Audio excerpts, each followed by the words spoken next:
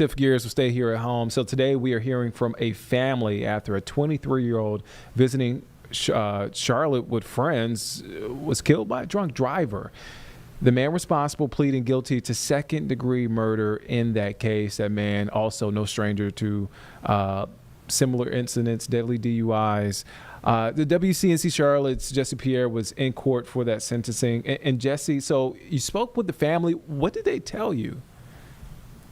This has been really hard for them, devastating because, they described Ryan, who was only 23 years old, as the perfect child, loving and everything of that nature, whose life was cut short. He came to Charlotte to visit friends and for a trip with friends, and this was supposed to be a fun time, and then they get a call that he was hit and killed by a driver.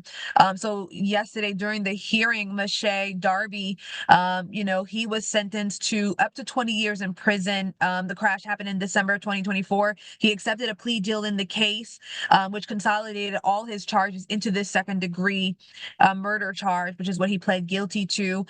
During the hearing, the prosecution shared that Darby was driving 105 miles per hour. Ryan was hit while he was crossing a crosswalk, and Darby took off.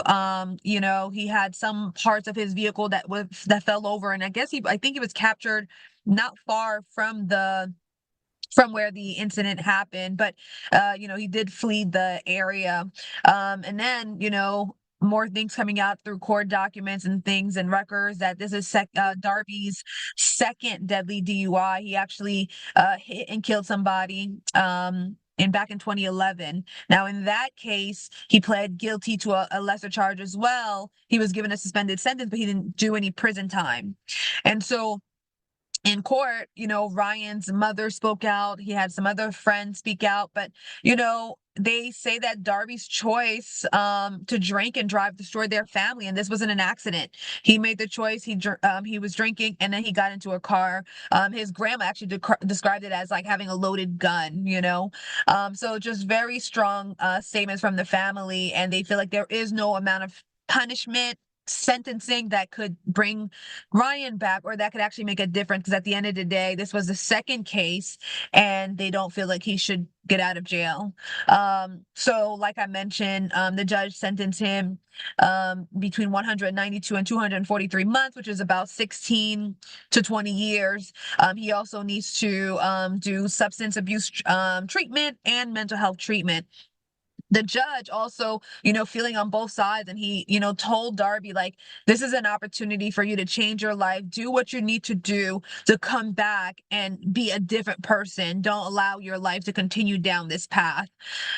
So tonight at 5 and 6, we will hear from family and friend of Ryan. But this is just a sad story altogether. I think even during court, Darby spoke about losing a child himself, a son, and so he knows what it feels like to lose a child and so forth. And he did apologize for the incident and address the court, address the family, saying that he was sorry and that he was hoping that one day he could be forgiven. Nick? Yeah, Ryan was just 23 years old, as you mentioned.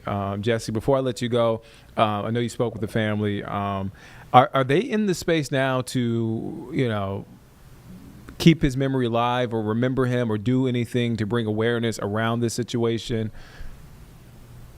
One thing you just want to see tougher punishment, especially in cases like this where it is a second time that someone is involved in a deadly hit and DUI, and even further a hit and run. They say that they will continue to share Ryan's memories and pictures and so forth, but they're heartbroken. His uncle said, like, he doesn't even know how it works with time. They say time heals all wounds, but he's like, I don't even know, because they're literally heartbroken every day because Ryan was such a good kid and he was really close to his family. In that courtroom, there was probably like 20 family members. The majority of them flew from out of state. Even his friends flew in from California. And so that shows how well loved he was by the people that were around him. Wow, 20 family members there in court. Well, yeah, Jesse will have, as you heard it, she'll have much more on this story tonight at 5 and 6 o'clock. Jesse, thank you for your time. Of course. Thank you.